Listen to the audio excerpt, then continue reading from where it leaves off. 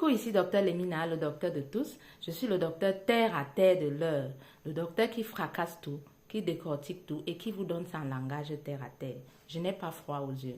Il y a beaucoup de personnes qui me demandent, mais docteur, pourquoi tu ne parles plus de Dagobert et de Jessica? Mais c'est des vacances.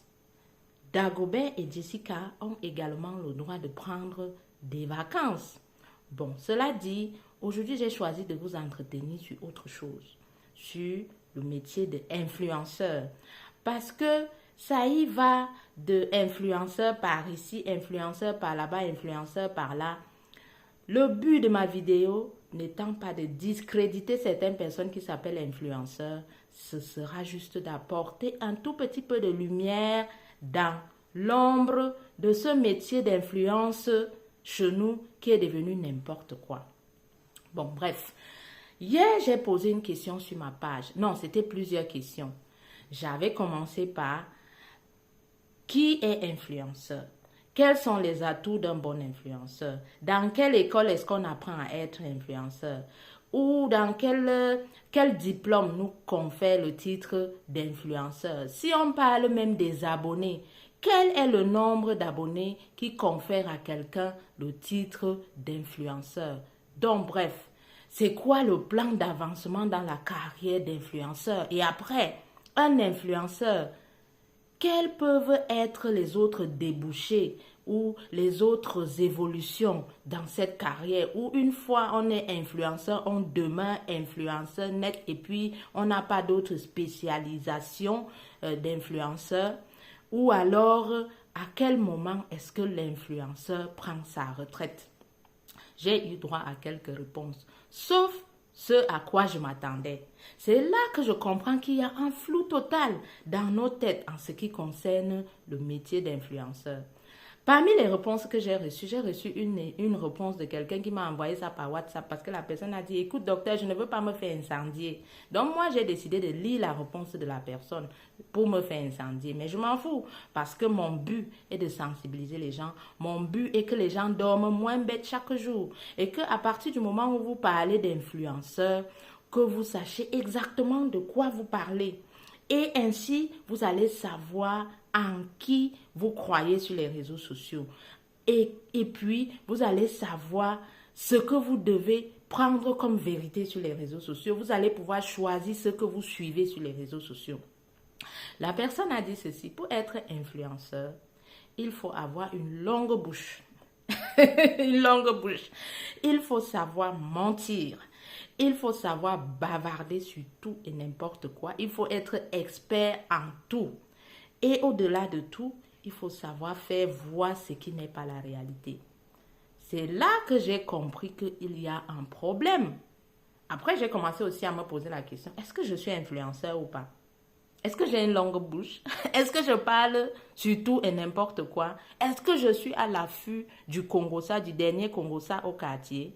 Est-ce que c'est ça qui fait de moi un influenceur? C'est des questions que j'ai commencé à me poser. Et donc, je suis allée chercher pour savoir exactement ce que c'est qu'un influenceur. Et je vais comme ça là vous partager ce que moi j'ai retenu de ce que j'ai lu. Après, vous pouvez aussi aller googler, hein. Vous cherchez sur Google, vous allez avoir les mêmes réponses que je vais vous donner là. Ce n'est pas caché. Pour que vous sachiez un tout petit peu ce que c'est que l'influence. Parce que l'influence, c'est un métier qui vient d'apparaître avec l'essor des réseaux sociaux, mais qui a aussi ses caractéristiques, qui a sa qualification. Donc, il y a des gens qui sont déjà des personnalités publiques, des personnalités connues, suivez mon regard, qui décident un matin ou un autre d'accroître leur notoriété en allant sur les réseaux sociaux parler d'un sujet que eux ils maîtrisent bien. Ces gens-là deviennent des influenceurs, quel que soit le nombre d'abonnés, parce que vous avez décidé d'influencer les attitudes des gens avec ce que vous connaissez et ce que vous maîtrisez. Et puis, il y a des gens, des parfaits inconnus, qui se lèvent un matin et qui développent un blog ou quelque chose comme ça et qui parlent de leur vie ou qui choisit un domaine, qui parle par exemple de leur vie de tous les jours en famille et tout ça et qui développent une communauté et deviennent ainsi des influenceurs. Mais une chose est à retenir, le métier de l'influence, c'est un métier qui est apparu avec l'essor des réseaux sociaux qui n'a pas eu besoin d'attendre une école de formation ou un endroit où on va lui conférer un diplôme avant de devenir influenceur. Et donc, toutes ces informations que je vous donne viennent de Google. Vous pouvez aussi aller googler là-bas, vous cherchez, vous allez voir pour avoir un peu de la graine, pour dormir moins bête chaque soir. Donc, il est dit qu'un influenceur doit pouvoir faire preuve de créativité et d'ingéniosité, c'est-à-dire tu dois pouvoir choisir un domaine et même si tu ne maîtrises pas bien ce domaine, pouvoir chercher les informations dans ce domaine pour apporter un peu plus de lumière, un peu plus d'éclaircissement à ceux qui ne connaissent pas. Un influenceur doit être curieux. C'est pas dire que tu dois être à l'affût de tout. Non, un influenceur doit être curieux dans son domaine, apprendre beaucoup, mais se concentrer sur une ligne éditoriale qui le caractérise. Par exemple, moi j'ai choisi la ligne d'agobétique, jessicatique et l'amélioration des mœurs, l'amélioration de la santé. C'est ça que moi j'ai choisi. Il doit être passionné. Passionné, c'est-à-dire aimer ce que tu fais. Ne pas le faire parce que tu as quelques francs CFA ou quelques euros qui tombent dans ton compte à la fin du mois. Ne pas bavarder sur le malheur des gens parce que tu sais qu'en bavardant sur le malheur des gens à longueur de journée, tu vas te faire des euros. Vraiment, c'est pas ça le métier de l'influence. Définir sa propre ligne éditoriale, je l'ai déjà dit. Avoir une excellente maîtrise des réseaux sociaux. De nos jours, beaucoup de gens n'ont plus besoin d'avoir une maîtrise des réseaux sociaux. Ils prennent ce qu'on appelle des community managers et tout le reste. Être un bon orateur, savoir parler. Savoir parler ne veut pas dire savoir mentir aux gens. Savoir parler veut dire juste savoir poser les choses, avoir de la rhétorique ou ce qu'on appelle encore l'art oratoire pour que les gens puissent comprendre. La particularité de Dr Lemina est que j'ai choisi de parler en langage terre à terre. Donc, je fais tout mon possible pour fragmenter ce que j'ai envie de dire, pour que les gens puissent comprendre en langage vraiment terre à terre, en langage du quartier là. Donc les gens qui viennent dire que tu es médecin et tu parles comme ça là, je m'en fous éperdument. Voilà. Donc, avoir un sens de la communication, c'est encore ce que je suis en train de vous dire, savoir transmettre ce qu'il connaît en langage simple, compréhensible pour tous. Parce que quand on parle sur les réseaux sociaux, on ne sait pas à qui on parle, on ne sait pas à qui on s'adresse. Et les gens, ils peuvent avoir les malentendus. Les gens peuvent ne pas comprendre ce que vous avez envie de dire. Par exemple, l'autre jour, j'ai publié qu'il est interdit d'être mêlé de près ou de loin dans un accident de la circulation au pays. Et quelqu'un s'est levé pour venir me menacer et me dit que jusqu'à ma 7e génération, il ne faut plus que je mette pied au Cameroun. Bon, moi j'ai dit, peut-être la personne a le titre foncier du Cameroun. J'attends. Et j'ai dit aussi à la personne que je pense que la sorcellerie n'est pas seulement de leur famille. La sorcellerie, c'est pour tout le monde. Bon, bref, je voulais juste aussi vous parler de ce métier d'influenceur. Pendant que je pensais comme tout le monde qu'il n'y a pas d'école pour devenir influenceur, effectivement, il y a des formations qui nous donnent les qualités ou qui nous confèrent des diplômes qui permettent qu'on devienne un bon influenceur. Par exemple, j'ai trouvé que on peut faire un master en digital management. Un master ou un bachelor en digital management pour devenir influenceur.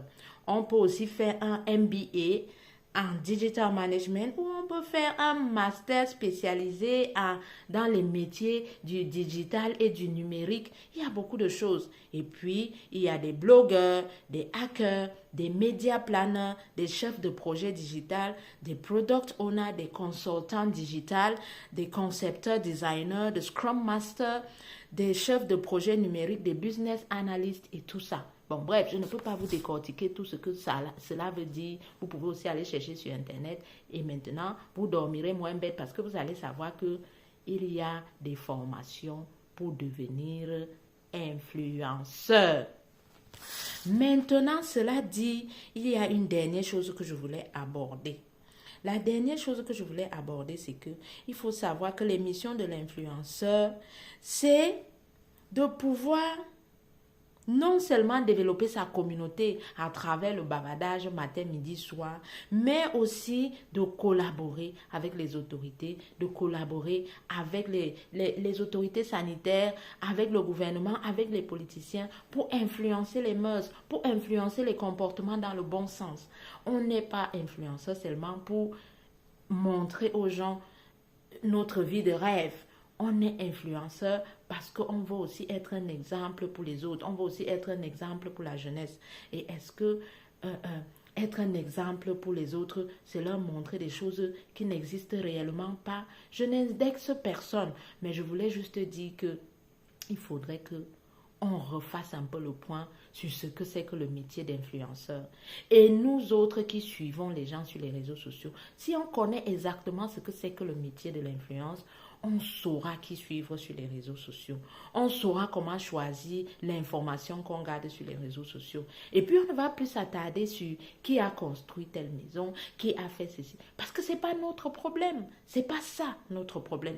Notre problème, c'est comment s'en sortir, comment améliorer le quotidien, comment pouvoir aider les gens après les accidents de la voie publique, comment pouvoir trouver du travail, comment pouvoir faire un CV, comment pouvoir immigrer si on veut immigrer sans se faire ruiner. C'est ça le métier de l'influence, les gens qui connaissent des choses dans certains domaines qui en parlent. Il y a des médecins comme Dr Letty qui parle de la gynécologie, qui dit des choses intéressantes. On peut suivre, c'est ça le métier de l'influence. Il y a des avocats qui vous disent, qui vous parlent de vos droits, mais ces pages-là, on ne les suit pas.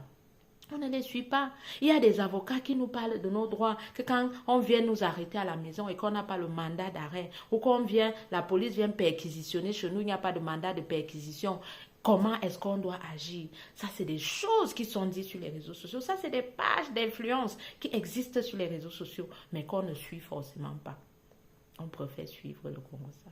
Le bavardage inutile. Bon, bref. J'espère que je vous ai apporté quelque chose sur le métier de l'influence ce matin. Si vous avez des questions, posez-les-moi et je saurai vous les répondre dans la paix. Bisous là-bas.